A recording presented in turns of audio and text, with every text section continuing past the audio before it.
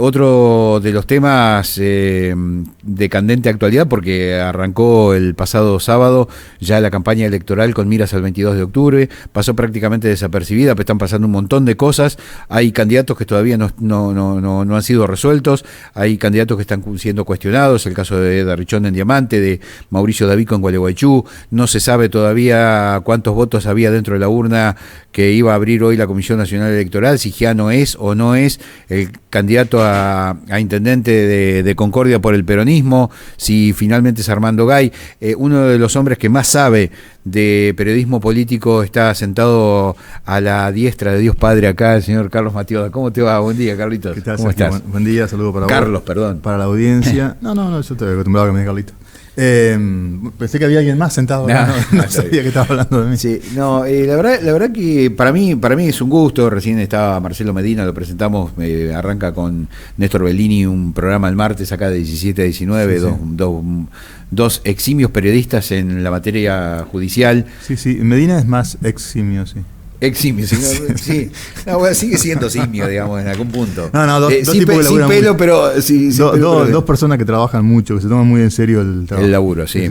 Y bueno, y Carlos Matioda, una de las plumas más destacadas en el abordaje de la comunicación política de la provincia de Entre Ríos, jefe de sección de la política del Diario 1, ha tenido programas de radio, tiene programas de radio, bueno, de televisión, ha incursionado en distintos lugares, en distintos medios, y lo convocamos para hablar primero porque es un amigo, porque lo considero un amigo, y después porque la verdad que hoy veo que hay mucho periodismo político que no aborda seriamente el periodismo, no encara la comunicación política, o no hace periodismo político, sino periodismo de gacetilla política, ¿no? Creo que hay que hacer, hasta incluso hago una autocrítica, muchas veces solo nos limitamos a leer las gacetillas de prensa y no analizamos la política. ¿Considerás lo mismo, Carlos? En parte sí. Yo creo que en este momento hay algo de desconcierto, sí, en muchos periodistas que se dedican a la cuestión política,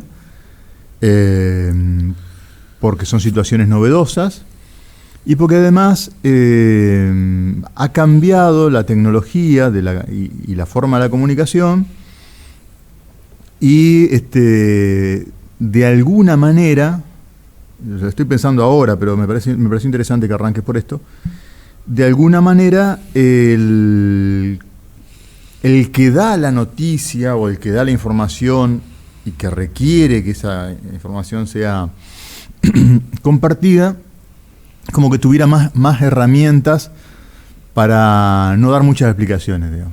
Sí. Las redes, la gacetilla, que bueno, no sé si seguirá existiendo como tal, pero digo, me parece que es el posteo.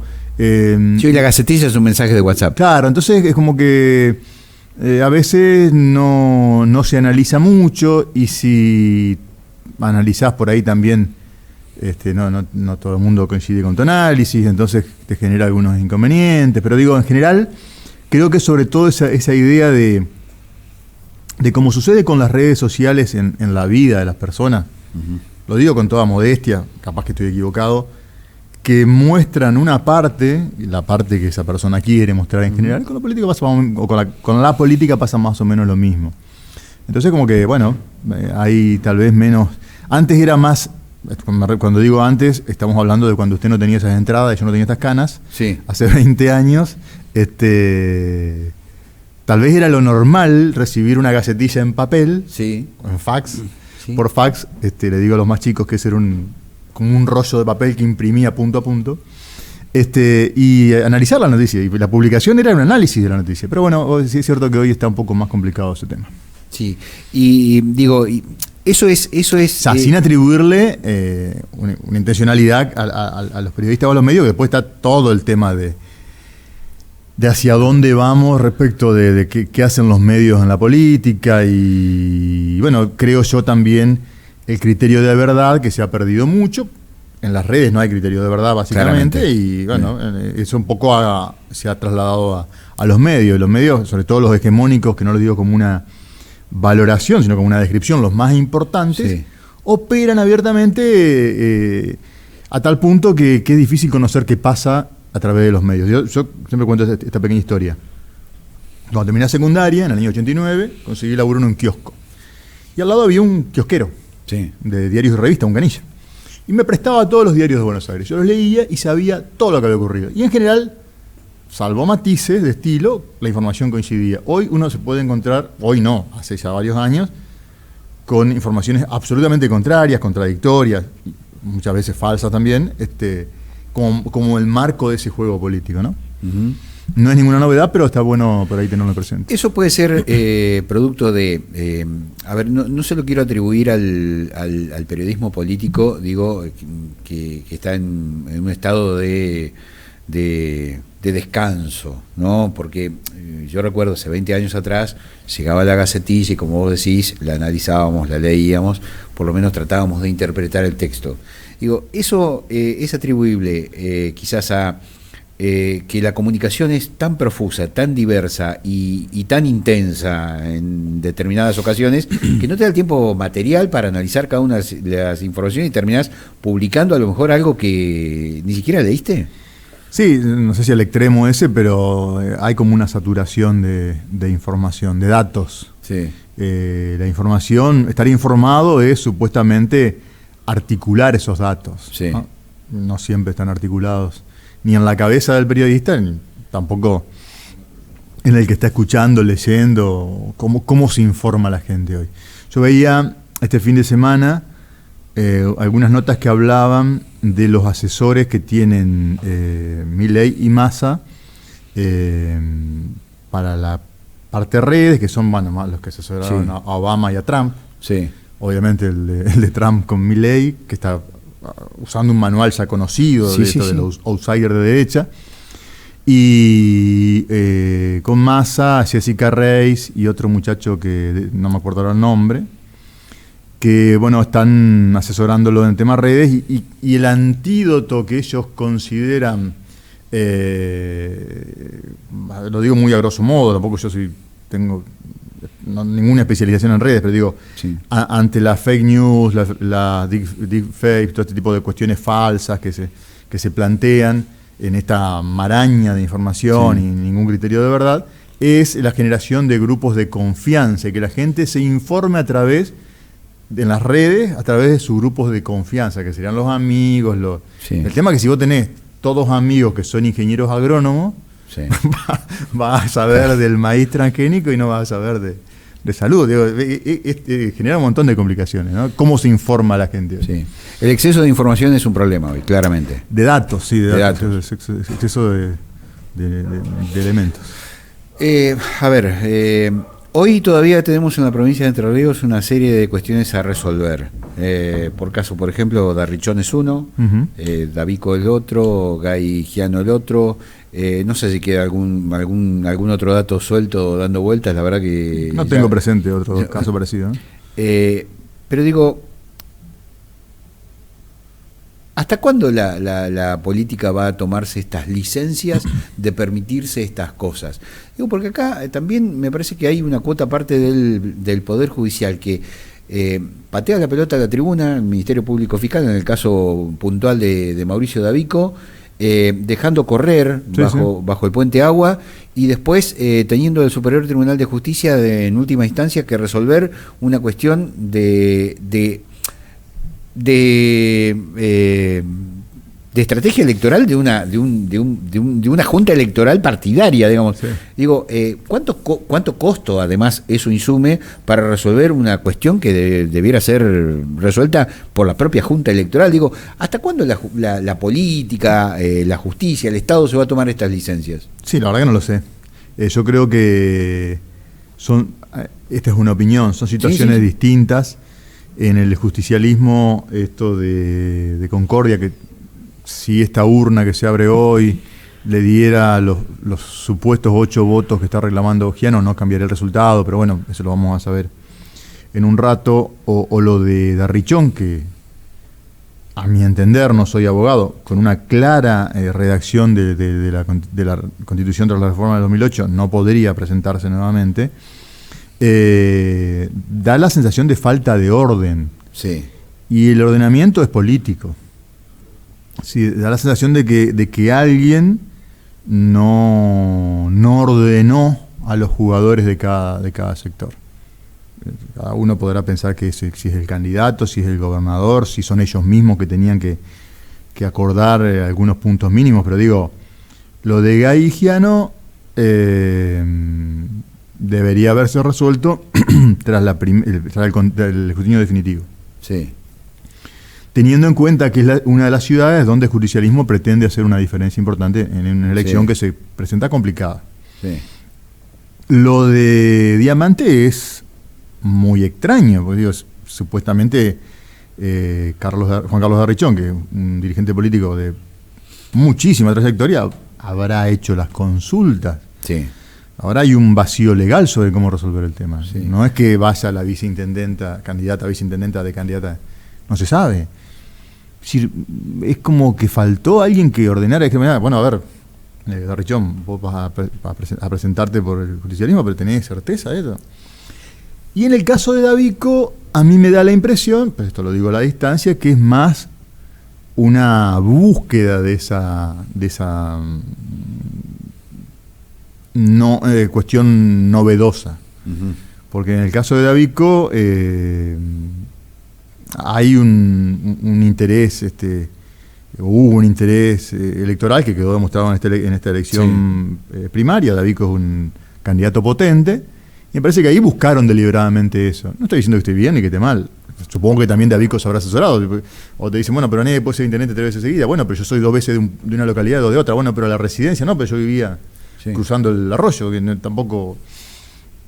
O sea que me parece que en el caso del justicialismo es como una falta de ordenamiento, y en el caso de Juntos por el Cambio es una búsqueda a falta de un candidato mejor. Sí, perdemos de vista, Carlos, que la situación que se plantea frente a la postulación de Darrichón también se replica en Santa Elena, porque es el mismo caso. También. No ha sido cuestionado, creo, jurídicamente, pero es la misma situación. Digo, si la justicia le dice no a Darrichón, alguien puede recurrir a esta jurisprudencia para decir Rossi no es candidato. Tal vez Darrichón hizo la consulta y le dijeron que podía, pero el tema es que yo he hablado con gente de Diamante, del justicialismo, y no saben. Claro, tal vez es una estrategia, ¿no? La verdad que no lo sé, pero digo, es confuso el mensaje, lo que le llega al que está mirando, ¿no? Claro, es decir, a ver, la política, en este caso, el desorden de la política ha generado un desorden de tipo institucional, y eso es riesgoso, digamos. Sí,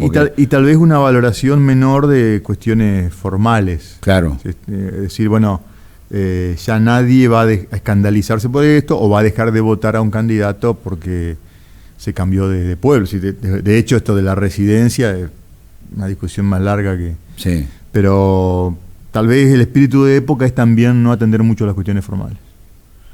La jurisprudencia nacional indica que hoy Macri es de Vicente López, el candidato de Ciudad Autónoma de Buenos Aires, y nadie lo cuestiona, digamos. O sea, lo de Davico bien puede ser interpretado como algo similar, sobre todo teniendo en cuenta que es prácticamente lo mismo. Digo, Vicente López agarrar Libertador y llegar a Capital. Yo no conozco exactamente la redacción de la Constitución de la Ciudad de Buenos Aires, pero en el caso de Entre Ríos me parece que es clara. Volvemos al tema de Darrichón. Sí. Que va por un segundo mandato consecutivo, o pretende ir por segunda vez. Claro. Tras la reforma del 2008, lo que yo entendí, nosotros cubrimos la reforma y todo, es que eran 2 veces, una vez una reelección inmediata, y después podía ser las veces que quisiera intendente con reelecciones alternadas. Claro. Y él pretende tener nuevamente una reelección inmediata. Yo siempre entendí que eso no se podía. Claro. En el caso de Elena es análogo, sí.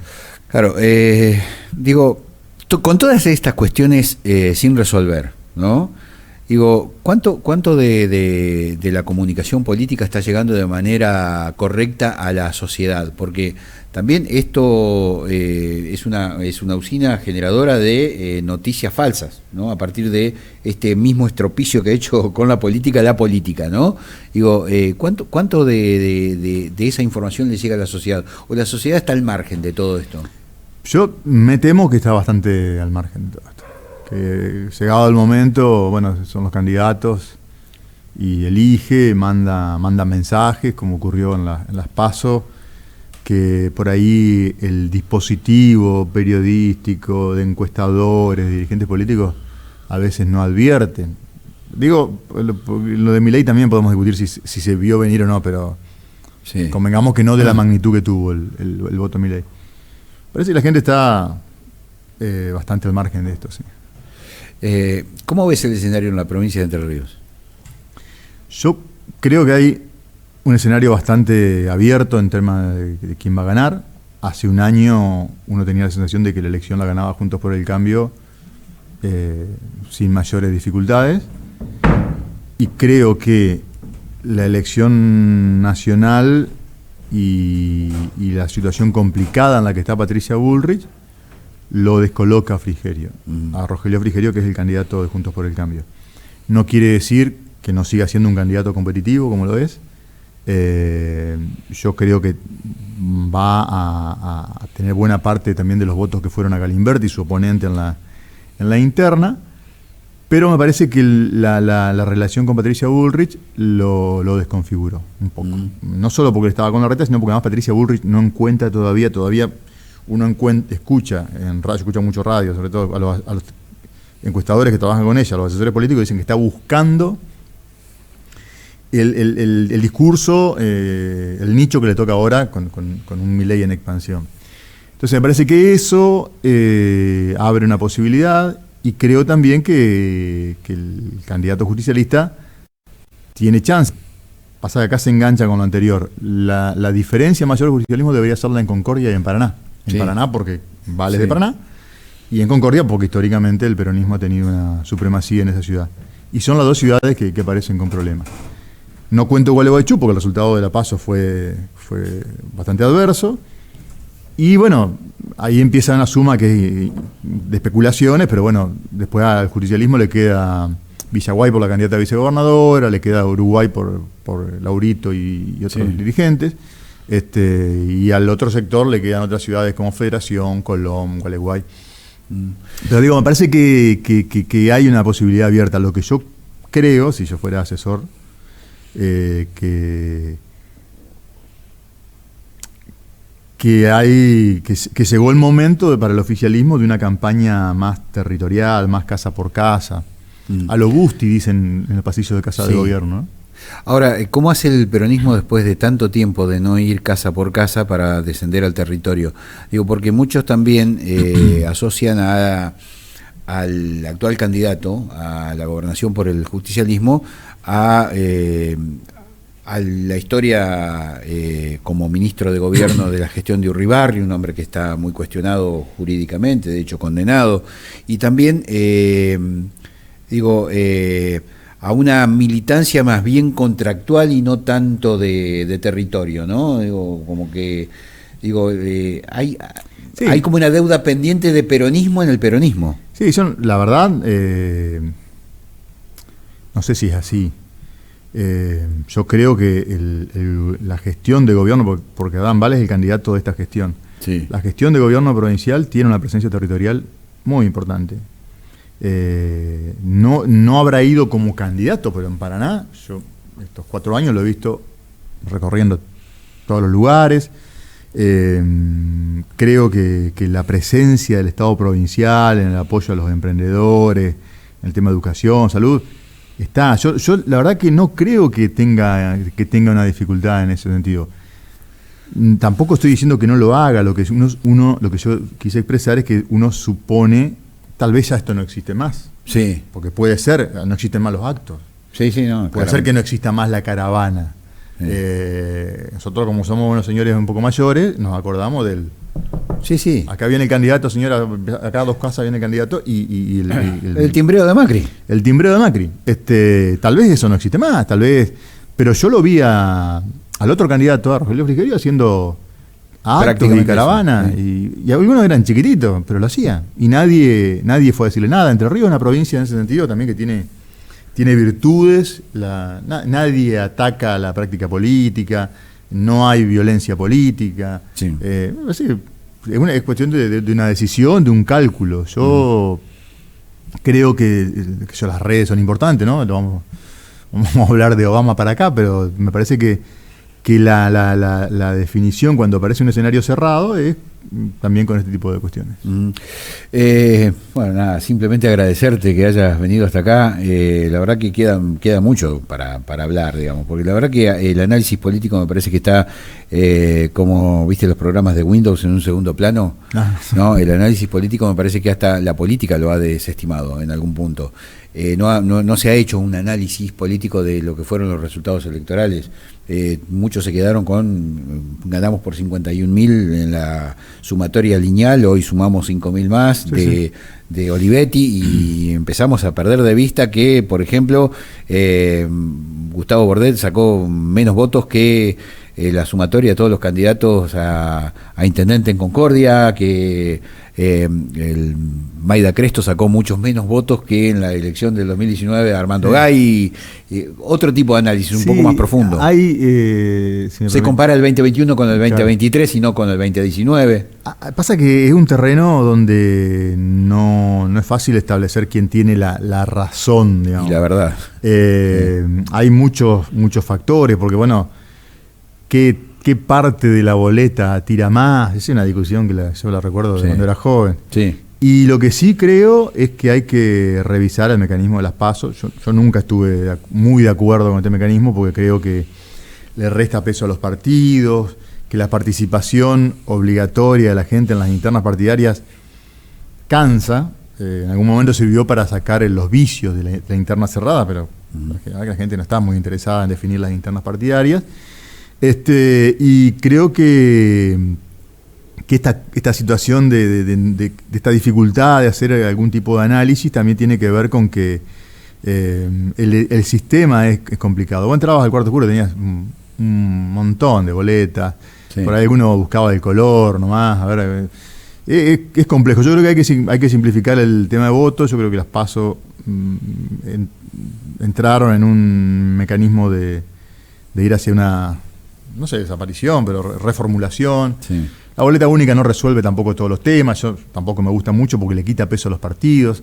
Y me parece que los partidos deberían ser los que en última instancia te garanticen que o Fischer, o Moglia, o Mateo Dá hagan lo que dice la plataforma, la idea de ese partido.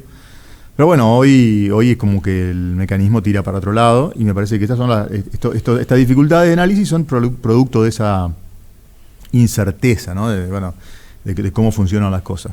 ¿Por qué la gente elegía una boleta? Vaya uno a saber lo que sí, la boleta era así larga y bueno, tenías dificultades para seleccionar, si querías cortar, bueno, todo lo que ya sabemos, ¿no? Bueno, te quiero agradecer muchísimo la generosidad de haber venido. Haber conocido el lugar también. Y en algún momento te vamos a volver a molestar. No es molestia, al contrario. Un gusto, realmente. Hace mucho tiempo que nos conocemos con Carlos. Hemos trabajado juntos en el ET14, en alguna intervención en Bajo la Lupa, los primeros programas de televisión. Allá con que Carlos. Después pasó a llamarse Interés General, que era un hombre menos pretencioso. Era menos pretencioso. Bueno, ahí ya no estaba, ¿no? En Interés General no estaba. Bueno, qué sé yo. Hace mucho tiempo que nos conocemos. Y en algún momento vamos a salir a dar vuelta, ¿no? Sí, por supuesto. De candidatos. No, de candidatos. Salir. No. Esa moto que estabas mostrando en la nota anterior, la conozco, me parece. ¿Cuál? Las imágenes de la moto. No, está ahí abajo. Ajá. La otra está ahí abajo. Está bien. Sí, está mal estacionada. No avivemos giros. Igual no está cortada la calle, así que hay una obra, está cortada la calle, así que y no tendría ni que estar ahí. Peor. Es peor todavía, porque no tiene ni que estar ahí. Carlos, por haber venido, gracias. No, gracias a vos.